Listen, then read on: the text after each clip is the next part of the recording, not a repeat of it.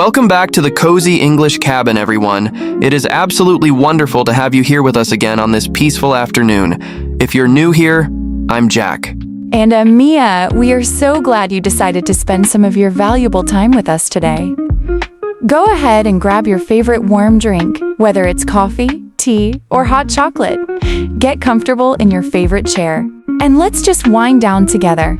You know, Mia, today we are diving into a topic that I think is one of the best tools for building connections, making new friends, and keeping conversations flowing naturally. We are going to talk about habits, hobbies, and what we love to do in our free time. Exactly, Jack. When you're practicing your English in the real world.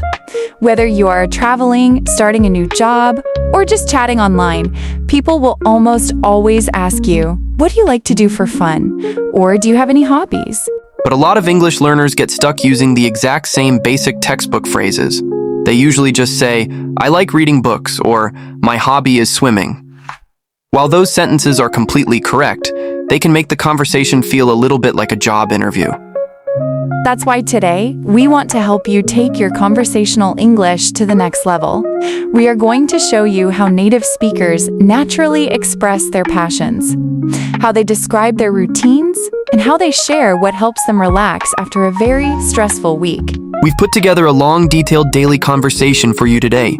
So lean back, relax, and let's listen to our casual cabin chat. Phew, it feels so good to finally sit down. Hey Jack, you look incredibly focused over there with that notepad. What do you usually get up to when you're not working on our video scripts or recording for the channel? Oh, hey Mia, sorry, I was just writing down some chords. Well, honestly, I've recently taken up the guitar. I went to a local music store a few weeks ago, bought a simple acoustic guitar, and I've been trying to practice for at least 30 minutes every evening. Wow, really? That's fantastic, Jack. I had no idea you were musical. How is the learning process going so far? Is it harder than you expected? Oh, it is definitely a challenge. To be completely honest, my fingertips are absolutely killing me right now. Pressing down on those steel strings to form a C major chord is no joke. My fingers feel like they've been through a workout. Oh, I can imagine. I tried learning the ukulele once, and I remember that exact same feeling. Your fingers eventually build up calluses, though, so hang in there. Yeah, that's what everyone tells me. Even though it's painful, I'm just really into it right now. Whenever I have a free hour, I just want to pick it up and try to play a new melody. It's a nice change from looking at a computer screen all day. What about you, Mia? What's your absolute go-to way to unwind after a chaotic week? For me, baking is definitely my go-to way to unwind. There's something deeply therapeutic about the whole process. I love measuring out the flour, cracking the eggs, and kneading the dough by hand. It requires just enough focus that I completely forget about all my work stress, but it's still relaxing. I can definitely attest to that. Every time you spend your weekend baking, the entire cabin smells like heaven. Your chocolate chip cookies are legendary around here, and you know I'm always happy to be your official taste tester. I appreciate your sacrifice, Jack. Someone has to eat them, right? It really has just become a core part of my weekend routine.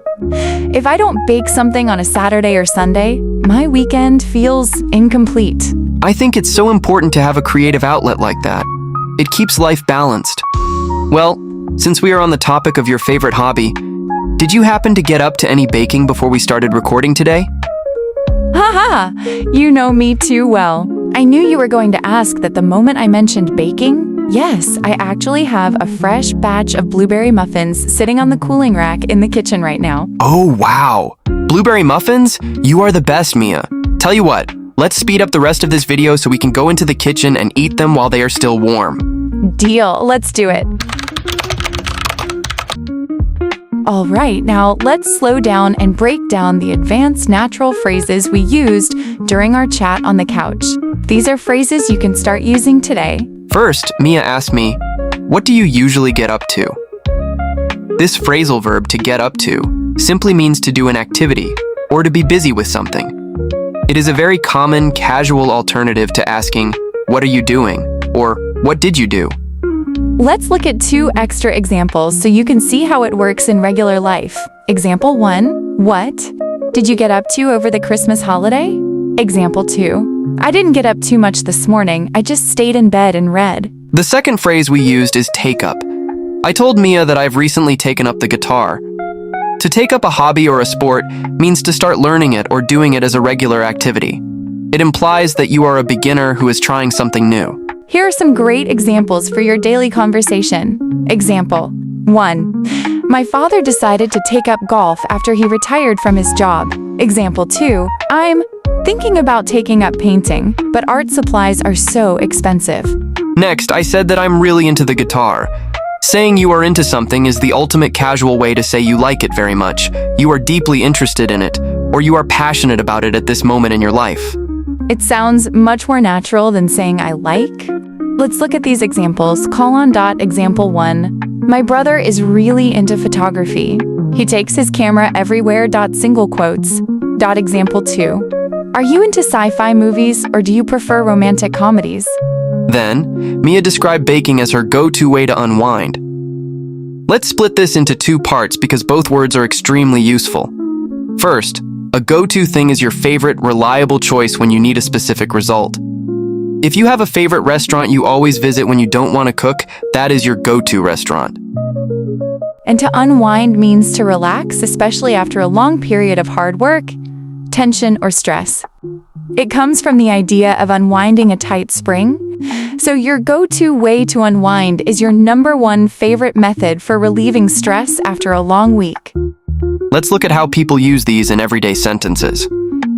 Example 1. Green tea is my go-to drink whenever I feel a cold coming on. Example 2.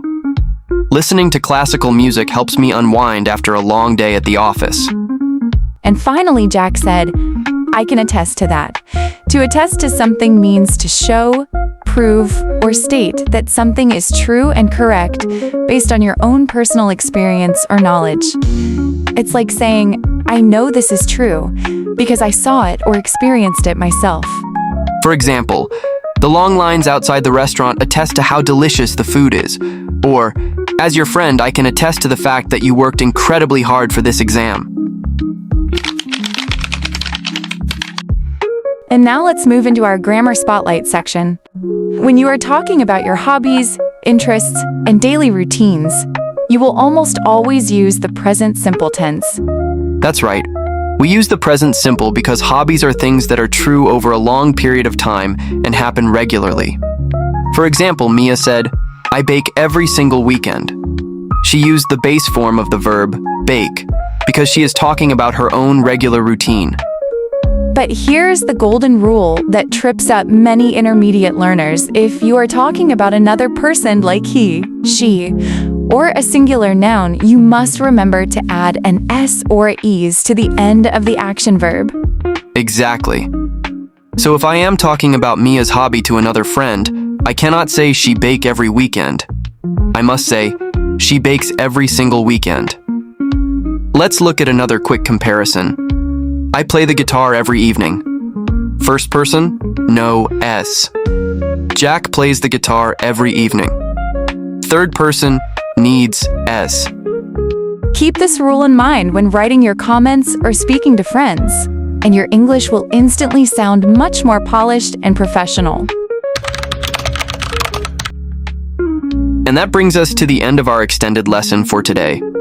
Learning how to talk about your hobbies using these natural idioms is a fantastic way to boost your confidence and sound less like a textbook. Now, it's your turn to practice with us. It's time for our question of the day. We want to hear from you. What do you usually get up to when you have a free day? Have you taken up any new hobbies recently? And what is your favorite go-to way to unwind? Please write your answers in text format in the comments section below. Don't worry about making mistakes. This is a safe space to learn, and we love reading your stories and replying to as many comments as we can. If you found this long lesson helpful and enjoyed spending time with us in the cabin, please give this video a thumbs up, subscribe to the channel, and share it with a friend who is also on their English learning journey. Thank you so much for watching, for your support, and for practicing your English with us today. Now, Mia, let's go get those warm blueberry muffins. Let's go! Take it easy this week, everyone, and we will see you all in our very next video. Bye-bye! Goodbye, see you next time.